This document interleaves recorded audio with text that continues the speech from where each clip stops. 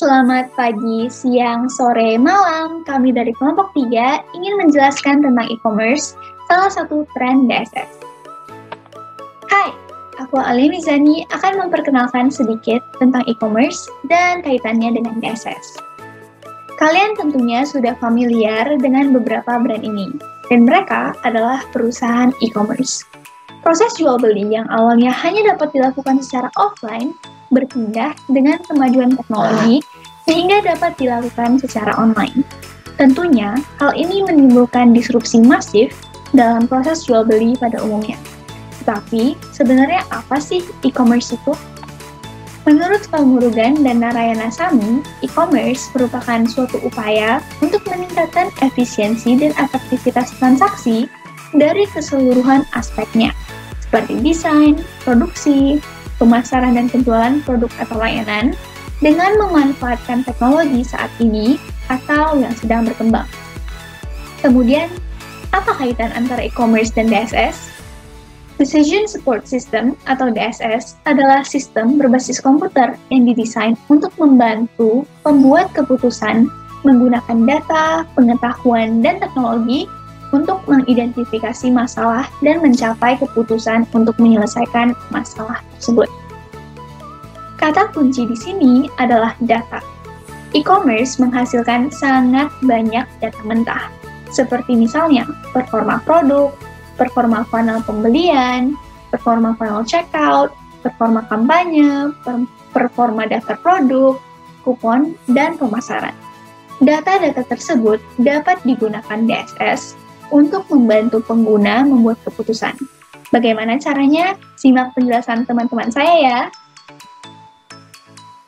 Nah, berikutnya aku Rewel Grace akan menjelaskan tentang konsep teknologi dari tren e-commerce ini.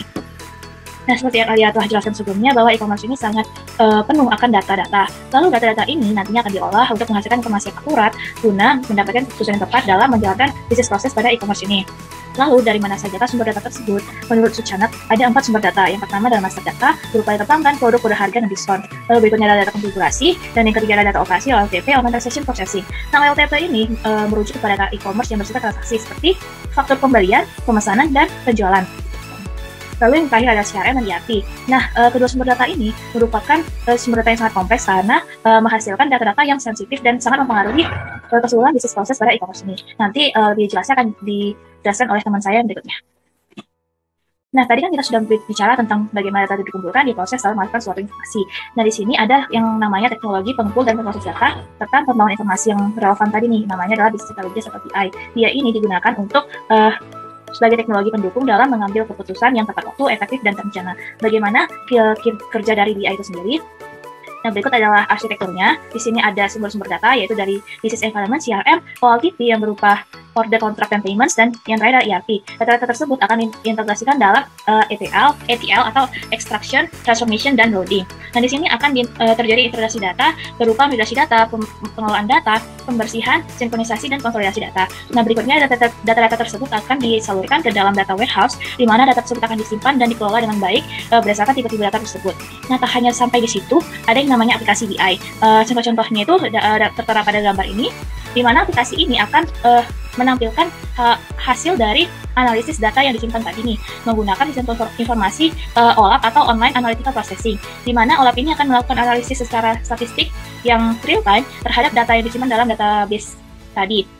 Lalu akan menampilkan sebuah dashboard yang berisi grafik dan bagan dari data-data yang sudah diprosesnya tadi. Data-data informasi dashboard ini akan ditampilkan dalam bentuk yang user-friendly supaya para pemangku kepentingan dapat melihat informasi apa saja yang tersimpan pada data tersebut.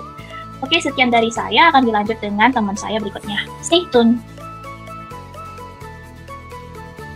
Perkenalkan, nama saya Naomi. Di sini saya akan menjelaskan terkait data warehouse. Pembahasan data warehouse sebagai teknologi yang dapat mendukung DSS dalam e-commerce ini dapat dijelaskan melalui 3 terms, yaitu OLTP, ETL, dan OLAP. Ketiga terms ini akan mengintegrasikan data yang dimiliki melalui berbagai proses hingga menghasilkan analisis. Kita akan bahas satu persatu terlebih dahulu. Yang pertama ada OLTP atau Online Transaction Processing, merupakan sistem yang berorientasi proses yang melakukan pendataan transaksi secara langsung melalui komputer yang terhubung dalam jaringan. Berikutnya ada ETL atau Extract Transform Load, adalah proses integrasi data yang menggabungkan data dari berbagai sumber ke dalam satu penyimpanan yang konsisten dan dimuat ke dalam gudang data atau sistem lainnya. Yang terakhir ada OLAP atau Online Analytical Processing, adalah metode pendekatan untuk menyajikan jawaban dari permintaan proses analisis yang bersifat dimensional secara cepat, yaitu desain dari aplikasi dan teknologi yang dapat mengoleksi, menyimpan, memanipulasi suatu data multidimensi untuk tujuan analisis. Dengan pengelolaan memanfaatkan prinsip ETL terhadap database OLTP, data dapat disimpan dalam suatu warehouse untuk nantinya diproses melalui OLAP. Seperti yang sudah dijelaskan sebelumnya dalam bagaimana data warehouse memberi pengaruh pada DSS, mengingat bagaimana banyaknya data transaksi pada e-commerce, prinsip data warehousing dapat diterapkan untuk mendukung DSS pada e-commerce. Data yang diambil melalui database OLTP yang berasal dari transaksi yang berjalan pada e-commerce akan mengalami pemrosesan ETL untuk menghasilkan data yang bersih. Pada akhirnya, dengan pemanfaatan OLAP, data yang ada dapat dianalisis dan menghasilkan berbagai keputusan yang dapat diterapkan dalam bisnis e-commerce nantinya. Perkenalkan, nama saya Elizabeth Levana. Selanjutnya akan membahas bagaimana teknologi Business Intelligence dalam e-commerce mendukung DSS. Untuk mengulas kembali, Business Intelligence berorientasi pada kebutuhan manajemen dan dukungan pengambilan keputusan. Hampir semua data yang diperlukan untuk mendukung pengambilan keputusan dalam e-commerce berasal dari 3 sistem yang akan dibahas selanjutnya, yaitu yang pertama, Enterprise Resource Planning. Dengan ERP akan dihasilkan koordinasi yang lebih baik di seluruh departemen fungsional dan peningkatan efisiensi bisnis. Penerapan ERP dalam konteks DSS berguna untuk mengelola segala aktivitas e-commerce seperti manajemen pemesanan, mengelola informasi, manajemen persediaan, manajemen pelaporan, mengelola akuntansi, dan lain sebagainya. Sistem ini akan memfasilitasi dengan memberikan informasi secara real-time sehingga keputusan dapat dibuat dengan mudah berdasarkan data-data yang telah dihasilkan. Kedua, Customer Relationship Management, yang merupakan strategi bisnis yang berfokus kepada customer bertujuan untuk meningkatkan kepuasan pelanggan. Konsep dari CRM sendiri mencakup acquire mendapatkan pelanggan baru, enhance meningkatkan hubungan dengan pelanggan, dan retain mempertahankan loyalitas pelanggan. Penerapan CRM dalam DSS contohnya pada fungsional direct marketing.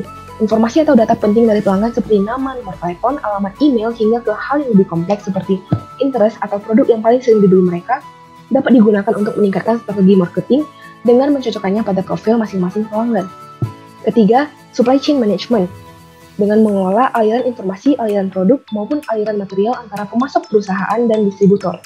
Penerapan SCM dalam e-commerce akan membantu penjual, contohnya dalam menentukan barang yang harus di-restock. Misalnya saat pandemi, penjualan produk masker sedang meningkat, maka penjual akan melakukan restock pada produk masker sehingga penjualan dapat tetap berjalan dengan lancar. SCM akan sangat membantu penjual bagaimana agar proses dalam memenuhi kebutuhan customer dapat berjalan efisien untuk mencapai tujuan yang diinginkan. Sekian penjelasan dari kelompok 3 mengenai tugas eksplorasi e-commerce.